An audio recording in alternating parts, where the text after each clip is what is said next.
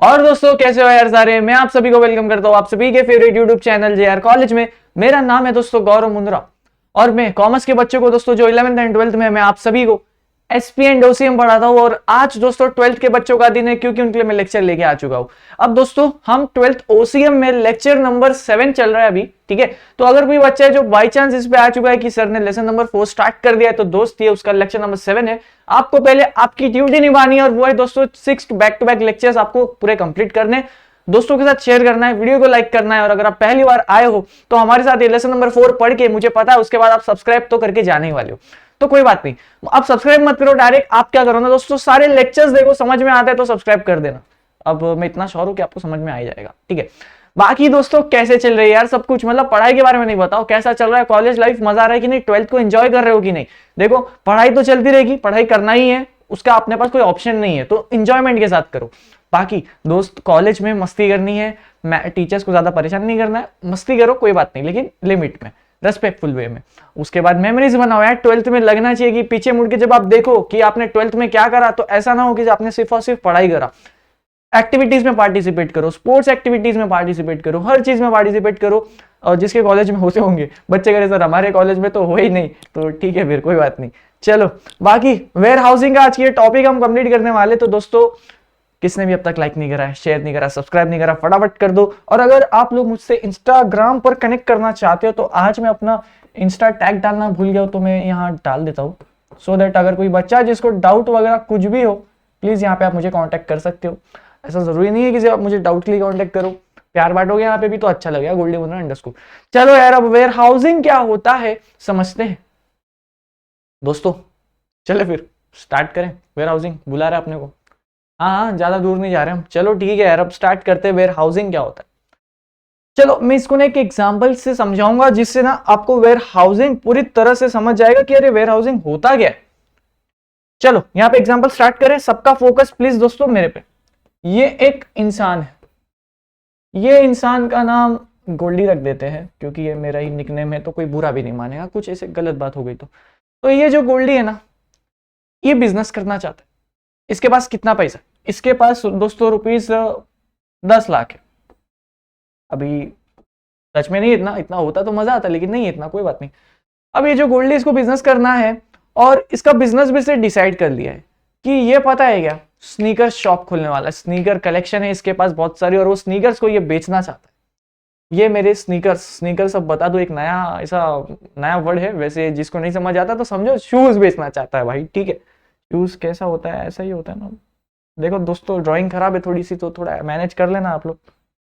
तरह तरह के बूट्स है इसके पास, शूज है इसके पास, स्नीकर है इसके पास। 10 लाख का इसने पूरा स्टॉक खरीदा है भाई, 10 लाख का इसने शूज खरीदे, 2-2 लाख रुपए की शूज है इसके पास, ठीक है। अब ये गोल्डी को बिजनेस करना है, इसके पास 10 लाख रुपए है। इस 10 लाख से इसने दोस्तों बहुत सारे स्नीकर्स, शूज, सैंडल, स्लीपर सब कुछ खरीद लिया।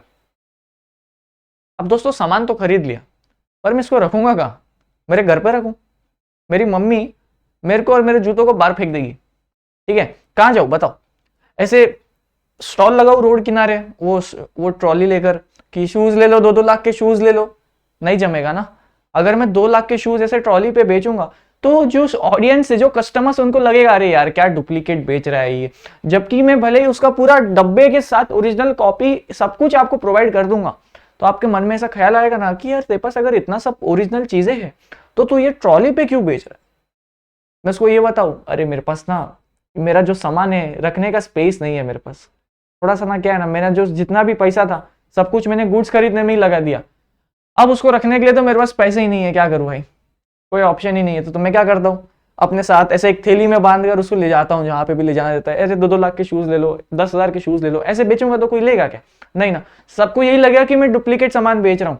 तो कस्टमर्स के माइंड में एक अच्छा इंटेंट दिखे, एक अच्छा फर्स्ट अपीयरेंस जाए, उसके लोग क्या करते हैं ना, जैसे 10 लाख के गुड्स लेने थे मुझे, तो मैंने 10 लाख का नहीं लिया, मैंने दोस्तों लिया पता है कितने लाख का, मैंने लिया 8 लाख रुपए का।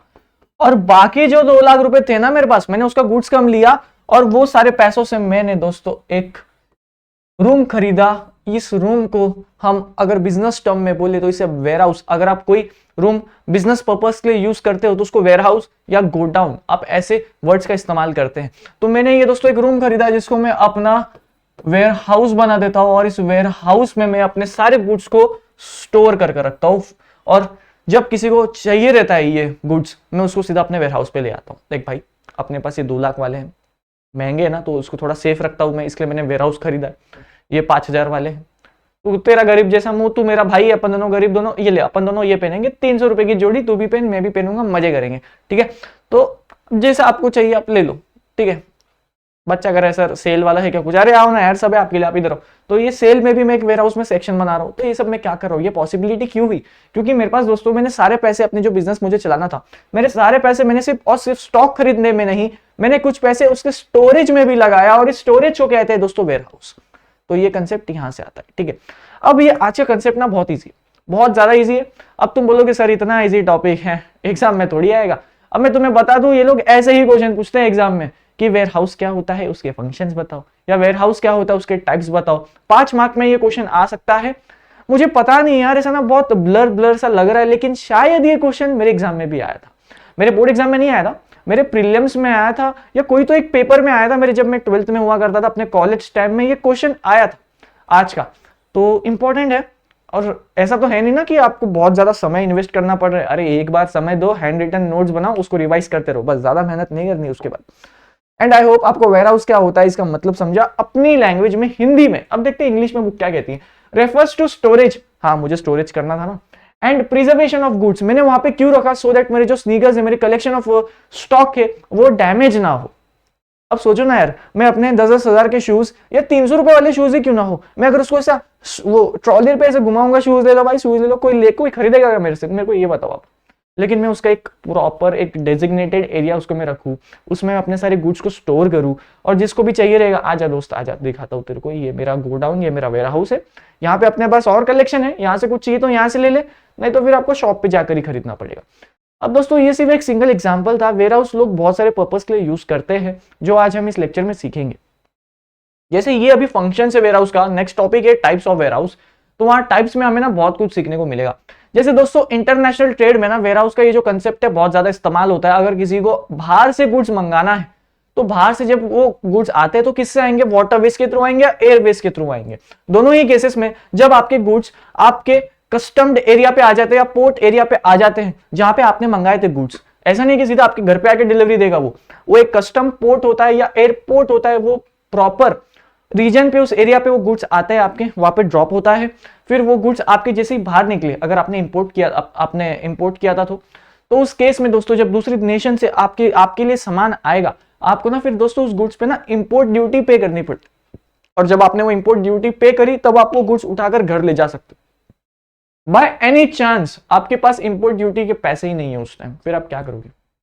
वो गुड्स उधर ही पड़े रहेंगे जमीन पे? नहीं ना। तो इस केस में ना जो कस्टम पोर्ट्स होते हैं, जो शिप के, नॉट द शिप बट जो पूरे पोर्ट के हेड होते हैं, कोई भी ऑफिसर होता है, वो सामान को उठाता है और वेयर हाउस में, वो पोर्ट के पर्सनल वेयर हाउस में जाकर रखता है, और वो आपको बोलता है जिस दिन आपने कस्टम ड्यूटी पे कर दी, आना ये गुड्स उठाकर ले जाना। और वेयर हाउस की भी कुछ फीस होती है, वो फीस पे करके आप यहाँ से गुड्स ले जा सकते हो। तो वेयर हाउसिंग का कंसेप्ट बहुत वाइडर है, इतना छोटा नहीं है कि ये एक शॉप से ही है। इंटरनेशनल ट्रेड्स में वेयर हाउसिंग के वजह से ही आज इंडिया जो है बहुत आगे पहुंच चुकी है। ठीक है, चलो अभी फटाफट फिनिश हो जाएगा, टेंशन ना लो। अब यहां तक समझ गया आपको, refers to the storage and preservation of goods. लेकिन सर कब तक स्टोरेज करेंगे, कब तक उस गुड्स को हम बचाकर रखेंगे? जब तक कोई कस्टमर आता है और उस चीज को खरीद के नहीं जाता है। सीधी बात है ना यार, जिंदगी भर के लिए थोड़ी देर को रखा हूं मैं वेयर हाउस में, है ना। मैं अपने लिए रखना होता तो मैं घर पे रख लेता, मैं तो यहाँ बेचने के लिए रखा हूं। तो जब तक वहां है, जब तक तुझे कोई खरीद के नहीं ले जाता, है ना। मैं गुड्स में अपने स्नीकर से बात कर रहा हूँ, अपने शूज से बात कर। चलो फंक्शंस ऑफ वेयर हाउस अब समझते हैं और ज्यादा समय नहीं लगाएंगे। एक टॉपिक, एक पॉइंट से 8 मिनट भी नहीं लगेंगे, हम समझ के सब कुछ अच्छे से करेंगे। पहला क्या, स्टोरेज। स्टोरेज की फैसिलिटी देता है, ऑब्वियसली वो तो वेयर हाउस का मेन काम है। जैसे दोस्तों मुझे अपने शूज रखवाने थे, अब मेरे पास बहुत सारे शूज का बहुत सारा स्टॉक था, मैं इसको कहाँ रखूं? टेरेस पे रख दूं अपने, पता चला अगले दिन वापस गया सारे शूज गायब, मेरा तो स्टॉक खत्म हो गया ना, तो इस स्टॉक को बचाने के लिए एक अच्छी सेफ प्लेस चाहिए होती है, एक अच्छा प्लेस चाहिए होता है जहाँ पे उसकी सेफ्टी रहे, वहां पे उसको मैं प्रिजर्व कर सकूं, वहां पे मैं उसकी स्टोरेज का ध्यान रख सकूं और वहां पे उसको कुछ डैमेज ना हो। तो इसका स्टोरेज फैसिलिटी बहुत अच्छी है, ठीक है। फिर है दोस्तों प्राइस स्टेबलाइजेशन।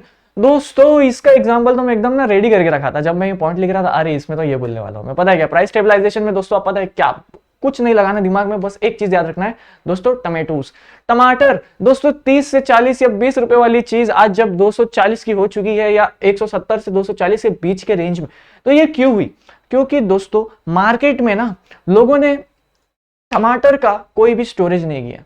दोस्तों देखो पहली बात तो ये पेरिशेबल गुड्स है, आप इसको स्टोर कर ही नहीं सकते, ठीक है। तो लोग क्या करें ना, जैसे ही उसकी फार्मिंग हुई, लो भाई मार्केट में बेच दिया।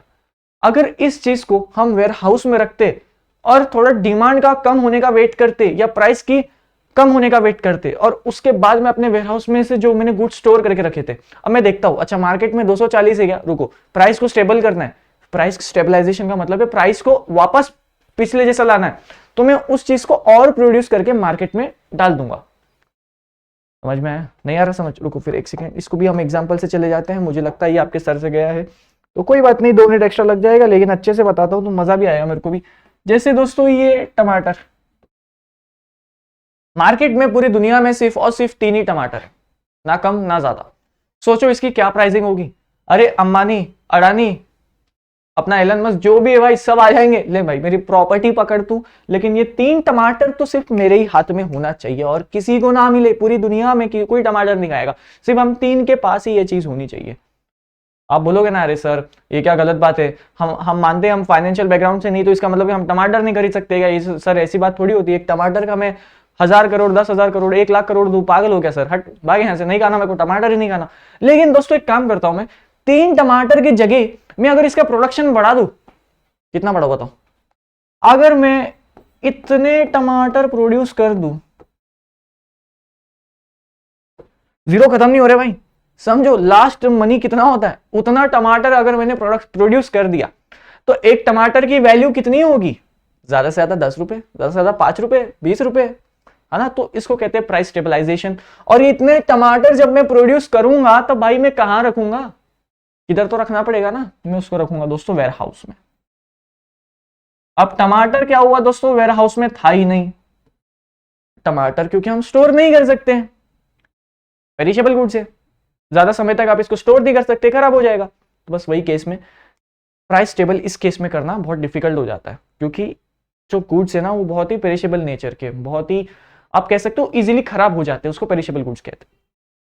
तभी टमाटर की प्राइस स्टेबलाइजेशन में इतना समय लग रहा है, तभी टमाटर का जो प्राइस है वो ऊपर ही जा रहा है, क्योंकि हमारे पास उस चीज का स्टोरेज नहीं है और प्रैक्टिकली पॉसिबल भी नहीं है। जो चीज जल्दी से खराब हो जाती है, अब क्या कर सकते हैं, ठीक है। तो इस तरह से प्राइस स्टेबलाइजेशन चलता है और इस तरह से एक प्रोडक्ट का प्राइस बढ़ता है। जैसे देखो ना, पूरी दुनिया में सिर्फ 3 टमाटर होते तो शायद अपन इसको पाने का सपना भी नहीं देख सकते थे, लेकिन अब टमाटर इतने ज्यादा है कि हर कोई खरीद सकता है। इसको कहते हैं प्राइस स्टेबलाइजेशन। और ये क्यों होगा, अगर आपके पास वेयरहाउस की फैसिलिटी होगी तो। चलो तुम्हें साथ ही साथ इकोनॉमिक्स भी पढ़ा रहा हूं आज मैं। फिर क्या है दोस्तों, रिस्क बेयरिंग। देखो ना यार, अगर आपको अपने गुड्स, मेरा एग्जांपल ले लेता, अगर मेरे को यहाँ पे अपना स्नीकर रखना था, मैं अगर अपने घर पे रखता तो मेरी मम्मी मुझे बाहर निकाल देती, मेरे शूज को भी बाहर निकाल देती। अगर मैं टेरेस पे जाकर रखता तो शायद वो अगले रात में कोई चोर आते उसको चोरी करके ले जाता। अगर मैं उसको ट्रॉली पे घुमाता तो शायद लोग उसको खरीदते ही नहीं, क्योंकि उनको लगता है वो डुप्लीकेट है। रिस्क बेयरिंग, मैंने अपना सारा रिस्क जो है उस वेयरहाउस में डाल दिया। एक वेयरहाउस खरीदा, प्रॉपर स्लैब्स लगाए, महंगा वाला शूज को थोड़ा पीछे रखा कि भाई कभी चोरी वोरी हो तो ज्यादा नुकसान ना हो। सारे शूज को मैंने प्लेस कर दिया एकदम तरीके से, बाहर एकदम महंगा लॉक लगा दिया मेरे वेयरहाउस पे। चलो भाई, है ना, क्या किया मैंने यहाँ पे, रिस्क बेयरिंग। मेरा जो वेयरहाउस है ना दोस्तों, वो रिस्क बेयर कर रहा है। सोचो ना, ये रिस्क अगर मैं अपने शूज को अपने छाती से लगा के चलूंगा, ऐसा पोटली बांध के हमेशा, तो मेरे पे कितना रिस्क रहेगा। मेरे पे कभी भी हमला हो सकता है, मेरे पे कभी भी चोरी हो सकती है मेरे साथ, मेरे शूज की। लेकिन अब मैंने उसका एक डिजिग्नेटेड प्लेस दे दिया उस चीज को कि भाई तुझे यही रहना है, आपको इधर से किधर नहीं जाना है, ठीक है बेटा। तो ये जो शूज है नहीं जाएंगे ना, फिर चोरी होने का चांस कम, सब कुछ कम। तो ये क्या दोस्तों, रिस्क बेयरिंग फैसिलिटी भी मेरे को प्रोवाइड करता है। जैसे दोस्तों देखो यार, फाइनेंसिंग। आप पता है क्या, आप आजकल ना दोस्तों लोग सिर्फ और सिर्फ वेयर हाउसिंग की फैसिलिटी प्रोवाइड करते हैं। लाइक अगर कोई बिजनेस करना चाहता है ना, तो दोस्तों आप एक गोडाउन खरीद के, आप एक वेयर हाउस खरीद के उसको रेंट पे डाल सकते हो। तो ये भी एक बिजनेस है और ये बहुत ही वाइडर बिजनेस है, ठीक है, ऐसे छोटा मोटा बिजनेस नहीं है, ये बहुत बड़ा बिजनेस है। अब इसमें क्या होता है दोस्तों, जब कोई वेयर हाउसर, मेरे एग्जाम्पल से समझे, चलो ठीक है, इसको भी एक एग्जाम्पल से समझेंगे, आज पूरा लेक्चर एग्जाम्पल्स पे ही जा रहा है लगता है। चलो, ये दोस्तों मैं हूं, इसका नाम है गोल्डी, इसका बिजनेस कौन सा है, शूज का बिजनेस है, इसका शूज का बिजनेस है। मेरे पास दोस्तों 5 लाख का स्टॉक है, 5 लाख रुपीस का स्टॉक है मेरे पास। और दोस्तों मुझे एक बात बताओ, एक वेयर हाउस खरीदने में पैसे तो बहुत लगते होंगे, मार्केट रेट आजकल एक रूम खरीदने का शायद मुंबई में तो बहुत ज्यादा, आपको भी पता है। तो सोचो मुझे एक वेयर हाउस चाहिए तो मुझे कितना पैसे लगेंगे, नहीं भाई इतने पैसे तो नहीं है मेरे पास। एक काम करता हूं, मैं किसी ऐसे इंसान को ढूंढता हूं या कोई ऐसे जगह जाता हूं जो वेयर हाउसिंग की फैसिलिटी प्रोवाइड करता है। इसका मेन काम, इसका बिजनेस है वेयर हाउसिंग की फैसिलिटीज प्रोवाइड करना। इसके पास बहुत बड़ा वेयर हाउस है, इसमें डिफरेंट कंपार्टमेंट है, किसी में फ्रिज है ना, रेफ्रिजरेटर, किसी में मतलब आप फिश पोल्ट्री एनिमल्स को रख सकते हो, किसी में आप इलेक्ट्रॉनिक सामान रख सकते हो, किसी में आप नॉर्मल ऐसे शूज वगैरह कुछ भी रख सकते हो, फर्नीचर रख सकते हो। इसका बिजनेस है इतना बड़ा वेयर हाउस का। तो इसमें से ये वाला कंपार्टमेंट, इसका ये वाला रूम, ये वाला कंपार्टमेंट खाली था। अब गोल्डी क्या करता है ना, इसके पास जाता है, बोलता है इसका नाम क्या रखे, गोल्डी, इसका नाम मोल्डी, राइमिंग वर्ड खेल रहा हूं मैं फुल। हाँ तो मोल्डी जी सुनिए ना यार प्लीज, मुझे आपके वेयर हाउस में एक जगह खाली दिख रही है, तो क्या आप मेरे ये स्टॉक को अपने यहाँ पे रख सकते हो, मैं महीने का आपको रेंट देता रहूंगा, सब कुछ देता रहूंगा, प्लीज क्या आप ये गुड्स अपने यहाँ पे रखोगे, और जब भी मुझे लगेगा तो मैं आपके वेयर हाउस में आऊंगा, उसको ये वाला कंपार्टमेंट दिखाऊंगा कस्टमर को, ठीक है, आप मुझे मना नहीं करोगे ना प्लीज। तो ये जो मोल्डी है वो बोलता है अरे क्यों मना करूंगा, क्या दिक्कत हो गई, मेरा काम ही तो है, मेरा वेयर हाउस है, जिसको भी सामान रखना है रखवाओ, मुझे अपना मंथली रेंट चाहिए, बाकी तुम जानो। तो देखा, ये था भाई अपना रिस्क बेरिंग वाली फैसिलिटी भी यहाँ पे आ गई और उसके साथ ही साथ फाइनेंसिंग वाली फैसिलिटी भी आ गई। जैसे ये मोल्डी के पास ना बहुत पैसा है, तो इसके पास तभी तो इतना बड़ा वेयर हाउस है। जैसे ये यहाँ पे आया, मैं इसको बोलता हूँ यार मोल्डी सुनना, ये 5 लाख तो है, लेकिन 5 लाख से ना बिजनेस नहीं चल रहा है यार, मेरे को लगता है ना मुझे और स्नीकर्स खरीदने पड़ेंगे, लोगों को ना डिमांड बहुत है उनकी, उनको अलग अलग तरीके के शूज चाहिए, उनको जॉर्डन पहनना है, उनको मतलब वो लो जॉर्डन पहनना है यार, पता नहीं उनके क्या क्या डिमांड्स है, वाई नॉट जीरो पहनना है, या फिर यार उनको पता नहीं क्या ही पहनना है ना, एयर मैक्स क्या पहनना, पता नहीं, मुझे नहीं पता, लेकिन खरीदना पड़ेगा ना, स्टॉक बढ़ाना पड़ेगा। तो मोल्डी को मैंने बोला कि यार मोल्डी सुनो ना, 5 लाख मेरे पास अभी बजट है, क्या आप 5 लाख मेरे बिजनेस में और दोगे मुझे, मैं मेरा जो गुड्स होगा ना मैं आपके वेयर हाउस में ही रखने वाला हूँ, तो ऐसा तो है नहीं कि मैं आपके पैसे लेके और शूज वूज खरीद के सब भाग के चले जाऊंगा, नहीं ना, वो जो आप मुझे पैसे दोगे वो पैसे से मैं आपके वेयर हाउस में ही तो सामान रखूंगा, तो आपको किस बात की चिंता है ना। तो आप ऐसे करके भी फाइनेंसिंग ले सकते हो, किससे, वेयर हाउस के ओनर से। तो ये कंसेप्ट था दोस्तों फाइनेंसिंग का और रिस्क बेयरिंग का। फिर क्या, ग्रेडिंग एंड पैकिंग। देखो यार दोस्तों, कभी कभार क्या होता है ना, कुछ लोगों को ना उनका पास प्रोडक्ट रेडी होता है, लेकिन उस प्रोडक्ट पे अब वो चाहते हैं कि उनका पैकेजिंग हो अच्छे से, उन पे लेबल हो, उन पे लोगो लगे उनका, तो वो लोग क्या करते हैं ना, वेयर हाउस की फैसिलिटी के लिए ऑप्ट करते हैं। उनके पास उतना स्पेस नहीं होता है कि वो अपने घर में बैठ, आजकल आपने देखा होगा वैसे भी दोस्तों कि आजकल लोग अपने घर पे बैठ के बिजनेस करते हैं। जब लॉकडाउन हुआ था हमने कितना देखा था ये सब, लेकिन दोस्तों उनका ना स्टोरेज की बहुत जरूरत थी, क्योंकि देखो यार आफ्टर ऑल हमारा होम है, हम होम में बिजनेस करेंगे, तो आपके ऐसा हो सकता है घर पे आप बाकी लोग भी हो, तो उनका भी पर्सनल स्पेस डिस्टर्ब होगा, आपकी मम्मी आपको डांटेगी अलग, पापा परेशान होंगे अलग। तो इस केस में ना अपग्रेडिंग एंड पैकिंग ये सब के लिए ना लोग क्या करते थे, वेयर हाउस के इस पे जाते थे, उसको बोलते थे मेरा लोगो बनाकर आगे भेज देना तू इसको। ट्रांसपोर्टेशन देखो सीधी बात है, इंपोर्ट एक्सपोर्ट का अगर कोई इंटरनेशनल ट्रेड होता है, मुझे यूएसए से अगर कोई सामान इंडिया में मंगाना है, तो यूएसए से सामान इंडिया में आ गया, इंडिया से शिप के बाहर उतर गया, और उस टाइम तुम्हारा भाई था पता है किधर, सामान उतरा मुंबई में, उस टाइम था तुम्हारा भाई दुबई में, मस्त मस्त कैमल राइड कर रहा था, एकदम फुल हबीबी वाला साउंड पीछे बजता हुआ, ऐसा समझो, ठीक है। अब यहाँ पे क्या हुआ, मैं दुबई में हूं, मेरा सामान मुंबई में है, अब मैं क्या करूं बताओ,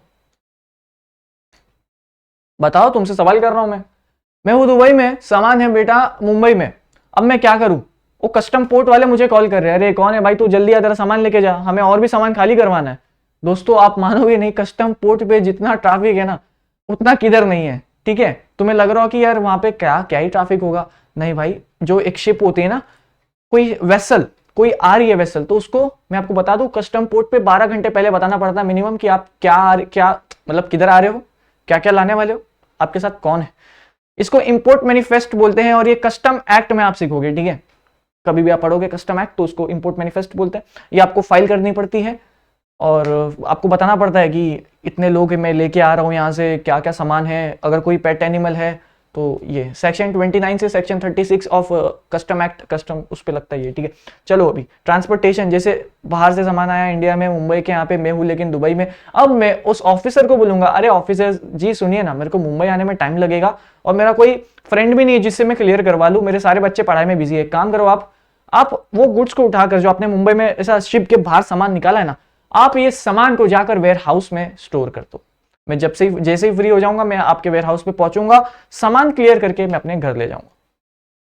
टाइम एंड प्लेस यूटिलिटी देखा दोस्तों, यहाँ पे आप टाइम एंड प्लेस यूटिलिटी का भी इसमें एग्जांपल ऐड ऑन कर सकते हो। जैसे कि मैं था दुबई में, लेकिन दोस्तों अब मुझे सामान जो था यहाँ पे जमीन पे पड़ा हुआ है, मैं दुबई में हूँ, मैं समझो इमीडिएट फ्लाइट लेके भी आता हूँ तो मुझे करीबन 1 से 2 दिन लगेगा एक प्रॉपर मुंबई में आने में, एक प्रॉपर प्लेस पे आने में, ठीक है। हम ऐसा एक एग्जाम्पल समझते हैं, क्या पता मैं दुबई में कुछ इंपॉर्टेंट वर्क में होगा, है ना, तो मुझे भी टाइम लगेगा पहुंचने में मुंबई, तो क्या करूँ अभी फिर, टेंशन नहीं ना, अपने को तो वेयरहाउस का फैसिलिटी मिल गया, बस वेयरहाउस का फैसिलिटी इस तरह से इस्तेमाल होता है, इसलिए इसके फंक्शन में आता है। फिर क्या दोस्तों, प्रोसेसिंग।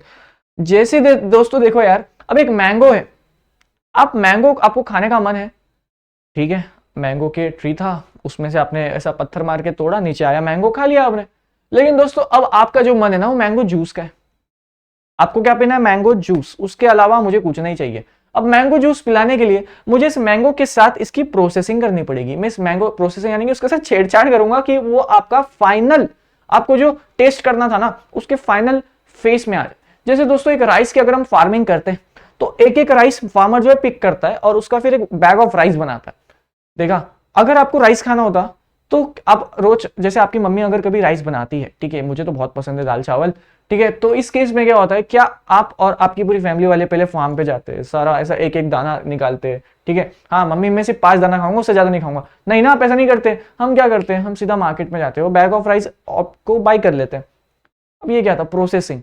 प्रोसेसिंग कौन कर रहा है, फार्मर कर रहा है। उसने एक उस ऐसे राइस कुछ इस तरह से दिखता था, उन्होंने उस राइस के पूरे फार्म को बैग में कन्वर्ट कर लिया जिसमें बहुत सारे राइस आप देख सकते हो। तो ये क्या है, प्रोसेसिंग है। कुछ खाने से पहले आपको उस चीज के साथ छेड़छाड़ करना पड़ता है और उससे पहले आप, उसके बाद ही आप उसको चीज को कंज्यूम कर सकते हो।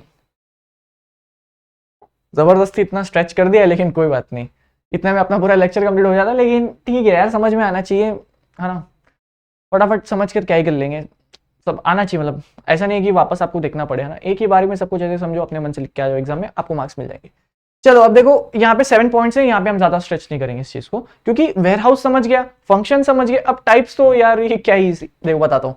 टाइप्स ऑफ वेयरहाउस, पहला क्या है, प्राइवेट, तुम्हारा भाई किधर भी सामान नहीं रखेगा। कस्टम पोर्ट पे आया था ना सामान, मेरे वेयरहाउस का एड्रेस देता हूँ, वहां पे सामान पहुंचा दे, मेरा खुद का वेयरहाउस है, मैं किसी और के यहाँ सामान नहीं रखा था, अपने पास बहुत पैसा है। तो दोस्तों ये जो बड़े बड़े बिजनेसमैन होते हैं, ये बड़ी बड़ी इंडस्ट्रीज, बड़ी बड़ी कंपनी हो गई, जितनी बड़ी कंपनी आपके दिमाग में आती है सोच लो, अडानी, रिलायंस, टाटा, इन्फोसिस, जो आपको सोचना है सोच लो, इन सभी का अपना अपना वेयरहाउस होता है। अगर कोई आईटी कंपनी है तो आईटी कंपनी वहां पे उसके इलेक्ट्रॉनिक डेटा रखती है, ठीक है, इलेक्ट्रॉनिक रूम होता है पूरा, डेटा रूम कहते हैं जिसे, वो डेटा रूम होता है। अगर कोई स्नीकर कंपनी है नाइकी, तो नाइकी का भी एक बहुत, उनका तो बहुत बड़ा वेयरहाउस होता है। तो और भी ऐसे बहुत सारी कंपनी। तो ये क्या है, प्राइवेट, अपना खुद का वेयरहाउस है भाई, सामान रखने की कोई चिंता नहीं, ठीक है। चलो फिर है दोस्तों पब्लिक, ये ना यार जनरल पब्लिक के लिए होता है। मतलब देखो, प्राइवेट मतलब मेरे रूम में मैं किसी और का सामान क्यों रखूं, और मैं अगर रखूंगा तो उनसे पैसे चार्ज करूंगा, पहली बात तो। अब पब्लिक में क्या हो रहा है ना दोस्तों, पब्लिक वेयरहाउस एक ऐसा वेयरहाउस है, यहाँ पे जिसको भी सामान रखना है आकर रखो, बस महीने का या जो भी आपके बीच में कॉन्ट्रैक्ट हो उस हिसाब से दोस्त आपको ना वेयरहाउस की फीस देनी होती है, वेयरहाउस का आपको रेंट भरना होता है। जैसे यहाँ पे मेरे एग्जांपल में ये जो मोल्डी है ना, ये दोस्तों पब्लिक वेयरहाउस वाला है, इसके पास इतने सारे कंपार्टमेंट थे, ये इस कंपार्टमेंट में कुछ और रखता था, इसमें कुछ और, इसमें कुछ और, इसमें कुछ और, ये था दोस्तों पब्लिक वेयरहाउस। अब इसका बिजनेस कैसे चलेगा, तो दोस्तों ऑब्वियस सा बात है, ये जो भी लोग वहां पे सामान रखते थे ये उनसे बदले में फीस चार्ज करता था, रेंट चार्ज करता था। चलो ये जनरल पब्लिक के लिए। पब्लिक, अगर किसी को भी पब्लिक वेयरहाउस ओपन करना है तो उसको गवर्नमेंट से लाइसेंस वगैरह लेना पड़ता है, सीधी सी बात है, आप ऐसे पब्लिक का सामान नहीं रख सकते। पता चला आपने एक पब्लिक वेयरहाउस खोला, सबसे सामान रखाया, अगले दिन सारा सामान और आप और वो वेयरहाउस सब कुछ गायब, है ना, वेयरहाउस तो वही पड़ा रहेगा, लेकिन उसमें सामान इतना आ गया कि आप सब लेके गायब हो चुके। फिर होता है दोस्तों बॉन्डेड वेयरहाउस, ये कुछ नया वर्ड है, आइए देखते हैं क्या लिखा है। आर लाइसेंस्ड, ओके, तो मतलब बाउंडेड वेयरहाउस खोलने के लिए आपको ना लाइसेंस चाहिए, पहली बात तो गवर्नमेंट का, और उसके बाद टू एक्सेप्ट, यहां पे लाइसेंस चाहिए, पर क्यों? To accept imported goods for storage. अगर किसी यूएसए से कोई सामान इंडिया में आ रहा है तो इसको इंपोर्टेड गुड्स कहते हैं। अगर कोई ऐसा सामान इंडिया में आता है, अगर आप ऐसे सामान को अपने वेयरहाउस में रखना चाहते हो तो उसको बाउंडेड वेयरहाउस बोलते हैं। और ऐसे सामान को आप वेयरहाउस में तो रख दिया, अब इस वेयरहाउस से वो सामान तब तक नहीं ले जा सकते घर जब तक आप उस चीज की कस्टम ड्यूटी पे नहीं करते थे, ठीक है? तो कस्टम ड्यूटी पे करना बहुत जरूरी है। उसके बाद ही आप गुड्स फॉर होम क्लियरेंस, इसको कहते हैं गुड्स फॉर होम कंजम्पशन, ये इसका लॉ वाला वर्ड है, कस्टम ड्यूटी में लिखा गया, कस्टम एक्ट में, सॉरी। तो होम क्लियरेंस के लिए आप तभी ले जा सकते हो दोस्तों जब आप कस्टम ड्यूटी पे करते हो, ठीक है? समझ में आया? तो बॉन्डेड वेयरहाउस वहां लगता है। फिर क्या? Goods can not be withdrawn without paying duty.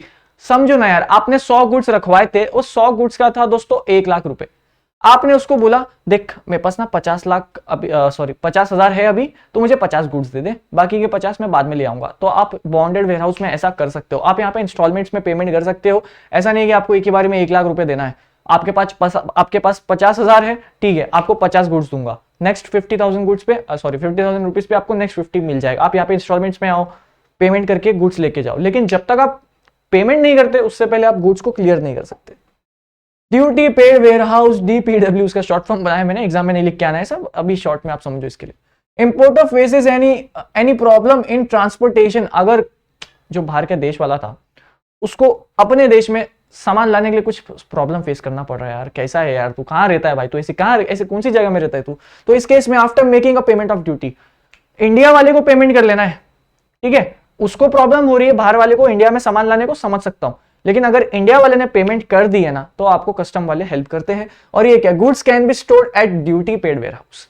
Duty paid warehouse, आपने इंपोर्ट ड्यूटी पे कर दी थी, लेकिन आपको दोस्त क्या है ना, अभी आप उसको बोलते हो देख मैंने ड्यूटी पे कर दी है, मेरे पास ना अभी घर पे मैं बहुत बिजी हूं और मेरा वेयरहाउस भी, मतलब अभी मुझे जो गुड्स मैंने बाहर से मंगाए थे ना, अभी मेरे को गुड्स की जरूरत नहीं है, हाँ लेकिन मुझे चाहिए पर अभी नहीं चाहिए, तो एक काम कर, तो ड्यूटी पेड वेयर हाउस में रख दे, कभी मुझे वो गुड्स लगेंगे ना मैं आऊंगा सामान उठा के ले जाऊंगा।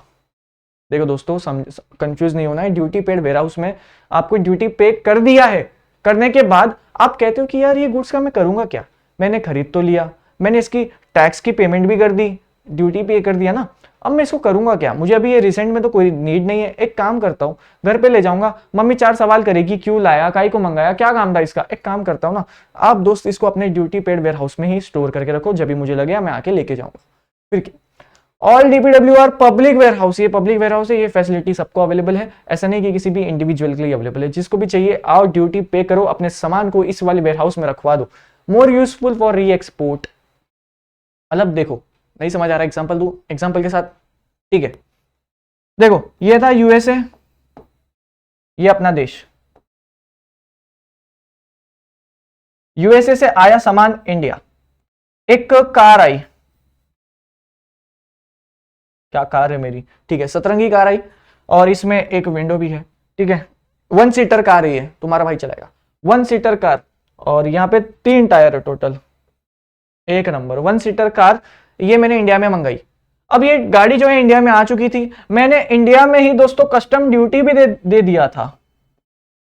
कस्टम ड्यूटी यानी कि दोस्तों आपको टैक्स पे करना पड़ता अगर आप कुछ सामान बाहर से मंगा रहे हो तो कस्टम ड्यूटी मैंने पे कर दिया। लेकिन अब ये कार जो 1 सीटर कार है ना, मैं सोचा यार इसको मैं अभी इंडिया में चलाऊंगा, सब मुझे देखेंगे, मेरे पे मीम वगैरह बनेगा, अरे कार लेना था तो भाई 4 सीटर के लिए 1 सीटर की चाहिए तो साइकिल चला, ये कैसा आदमी है भाई तू, तो मैं सोचा यार मेरे पे मीम बनेगा, सब मेरा मजाक उड़ाएंगे, गवर्नमेंट से मतलब आरटीओ के पास जाना पड़ेगा पहले तो मेरे को कि मैं 1 सीटर कार चलाना चाहता हूँ, तो एक काम करता हूँ इसकी मैं ड्यूटी पे कर देता हूँ। मैंने ड्यूटी पे कर दिया, अब वो ऑफिसर को, जो इंडिया का ऑफिसर है ना, उसको मैं बोलूंगा कि इंडियन ऑफिसर प्लीज आप ये जो है ना गुड्स, ये जो कार है 1 सीटर कार, यूनिक कार, आप इसको अपने ड्यूटी पेड वेयर हाउस में रखिएगा और जब मैं इसका मतलब जब मेरा मन करेगा मैं आके ले जाऊंगा। अब दोस्तों समझो ना, मेरा 1 महीने बाद जाकर मन हुआ कि यार मैं ऐसा 1 सीटर कार चलाऊंगा, लोग मेरे पे हंसेंगे, छोड़ो यार सोसाइटी में नाम है अपना, इसको मैं ना दूसरे देश में बेच देता हूं। तो दोस्तों ये जो ड्यूटी पेड वेयर हाउस की जो कार थी ना, मैंने बिना इसको होम कंजम्पशन के, क्या कार थी ये 1 सीटर, ठीक है, बिना इसके होम कंजम्पशन के, यानी कि होम कंजम्पशन यानी कि दोस्तों मैंने बिना इसका इस्तेमाल किए मैंने इस कार को किसी और नेशन में बेच दिया। फॉर एग्जांपल किधर जाऊं क्या नाम है, चलिए ऑस्ट्रेलिया भेज देते हम इस कार को, ठीक है। तो ये कार को मैंने ऑस्ट्रेलिया भेज दिया, इसको कहते हैं री एक्सपोर्ट। समझ में आ गया। चलो फिर क्या है भाई, गवर्नमेंट वेयरहाउस, सीधी सी बात है, own control manage by the state government and the central government और अदर एनी गवर्नमेंट अथॉरिटीज, जिसमें पूरा हक जो है सिर्फ और सिर्फ गवर्नमेंट वालों का है और उसमें प्राइवेट वालों का, प्राइवेट यानी कि हम जैसे आदमी लोग, आम आदमी, और गवर्नमेंट के लोग यानी कि गवर्नमेंट अथॉरिटीज यानी कि गवर्नमेंट के कुछ पोजीशन ऑफिसर्स होते हैं। उसके बाद सेंट्रल गवर्नमेंट और स्टेट गवर्नमेंट आपस में मिलकर डिसाइड करते हैं कि हमें ना पालघर डिस्ट्रिक्ट जो है वहां पे हम एक बहुत बड़ा वेयर हाउस खोलना चाहते हैं, तो ये उनकी इच्छा है। ऐसे वेयर हाउसेस को हम गवर्नमेंट वेयर हाउस कहते हैं। ये मोस्टली फॉर पब्लिक होता है, पब्लिक इन जनरल उनकी हेल्प करने के लिए जो भी स्टोरेज का फैसिलिटी का इस्तेमाल करना चाहे। Cooperative warehouse, cooperative society, I hope आपने सभी इसका नाम सुना है। कोऑपरेटिव वेयर हाउस भी क्या है, own control and managed by the cooperative societies, ठीक है। कोऑपरेटिव सोसाइटीज ये भी कुछ ऐसे एक्ट के द्वारा चलती है एंड आई होप आपको पता है, आपने एक्ट ऐसा नहीं है कि पहली बार सुन रहे हो ना, 11th में हमने सीखा है। फिर क्या, warehousing facilities at an economical rate, सीधी सी बात है, जो भी इस कोऑपरेटिव सोसाइटी का पार्ट होगा, अगर उसको वेयर हाउस की फैसिलिटी चाहिए तो आप वेयर हाउस का फैसिलिटी का इस्तेमाल कर सकते हो। ऐसे दोस्तों तो काफी बच्चे होंगे जिनकी सोसाइटी जो है कोऑपरेटिव सोसाइटीज में रजिस्टर्ड होगी, जैसे जहां मैं रहता हूं ना, वो सोसाइटी जो है दोस्तों कोऑपरेटिव सोसाइटी में रजिस्टर्ड है। तो अगर मेरी बिल्डिंग वाले हाँ बिल्कुल, वो अगर बोलेंगे कि यार हमें ना बिजनेस करना है, उसके लिए ना हमें एक वेयर हाउस लगेगा, तो सारे फ्लैट ओनर्स को पेमेंट करना पड़ेगा और हम उन सभी को एक वेयर हाउस खोल के देंगे। तो समझ रहे हो, सारे सोसाइटी वाले मिलकर काम कर रहे हैं, इसको कोऑपरेटिव सोसाइटी बोलते हैं। ऐसे नहीं, कोऑपरेटिव सोसाइटी में आपको रजिस्टर्ड कराना पड़ता है, ऐसे नहीं मिल जाता आपको वो टैग। उसके बाद है दोस्तों कोल्ड स्टोरेज वेयर हाउस। यार देखो, कोल्ड स्टोरेज यानी कि एक ऐसा वेयर हाउस जहां पर दोस्तों रेफ्रिजरेटर है। जैसे दोस्तों मुझे ना आइसक्रीम का बिजनेस करना है, क्या मैं बिना रेफ्रिजरेटर के कर सकता हूं? चांस ही नहीं है ना। ऐसा तो नहीं है कि मैं आइस का पूरा वो स्लैब ले आऊंगा बहुत सारा, उस पर आइसक्रीम रखूंगा और मेरी आइसक्रीम पिघलेगी नहीं, क्या ऐसा पॉसिबल है क्या? नहीं ना। एक आइसक्रीम का बिजनेस या डेयरी बिजनेस करने के लिए मुझे एक कोल्ड स्टोरेज की तो बहुत ज्यादा जरूरत है। तो ऐसे भी वेयर हाउस होते हैं मार्केट में, ये बोलना चाहता है। तो बस यही तो दोस्तों, इतना ही था अपने यहाँ पे total types of warehouse, जो एक अनदर इंपॉर्टेंट क्वेश्चन है एग्जाम में, टाइप्स ऑफ वेयर हाउस ही पूछते हैं। क्योंकि फंक्शंस ऑफ वेयर हाउस में ना दोस्तों आप अपने हेड पॉइंट्स दिमाग से लगाकर खुद के लिख सकते हो, कोई प्रॉब्लम नहीं। ये हेड पॉइंट्स आपको 8 के 8 एग्जाम में लिखकर आने, अगर functions of warehouse question आ जाता है तो वेयर हाउस का आपको एक अच्छा डेफिनेशन तैयार कर लो, और उसके बाद ये सारी चीजें दोनों इंपॉर्टेंट है आज का टॉपिक। इसी के साथ हम एक वेयर हाउसिंग को, जो कि एक बिजनेस सर्विस का पार्ट था, हम इसको कंप्लीट करते हैं। और नेक्स्ट लेक्चर में दोस्तों हम इस लेसन को भी कंप्लीट कर देंगे। लेक्चर नंबर 8 होगा, लेसन नंबर 4 का आखिरी लेक्चर, जिसमें हम जानेंगे बिजनेस सर्विस का आखिरी सर्विस, और वो है दोस्तों कम्युनिकेशन। एंड कम्युनिकेशन वाला जो पार्ट है इतना इजी है कि लाइक आप सेल्फ स्टडी कर सकते हो, लेकिन वही ये लेसन पूरा ही इजी है, लेकिन दोस्तों हमने किसी भी टॉपिक को ऐसा इनकम्प्लीट नहीं छोड़ा है, ठीक है। और बाकी इस लेसन में आपको किस तरह से पढ़ना है, इंपॉर्टेंट क्वेश्चंस क्या है, ये सब के लिए अलग ही वीडियोस मिलेंगे, जिसमें हम सारे लेसन का एक साथ समराइज करेंगे कि आपको क्या पढ़ना है, क्या नहीं पढ़ना है, किस तरह से पढ़ना है for board exams. Board exam से पहले आपको सब कुछ पढ़ना है, सीधी सी बात। चलो इस लेसन को दोस्तों मैं यहाँ पे एंड करता हूँ और मिलता हूँ आप सभी से इस लेसन के आखिरी लेक्चर, जो कि होगा नेक्स्ट लेक्चर। और तब तक के लिए पढ़ाई करो, अच्छे से हैंड रिटन नोट्स बनाओ, आज के इस टॉपिक को कंप्लीट करो, मेक श्योर करो आप अपने दोस्तों के साथ ये वीडियो को शेयर करो। यहाँ पे दोस्तों लाइक करना है, और अगर कोई डाउट आता है, प्यार बांटना है, तो ये मेरा इंस्टाग्राम आईडी है। चलो फिर लेक्चर को एंड करता हूं।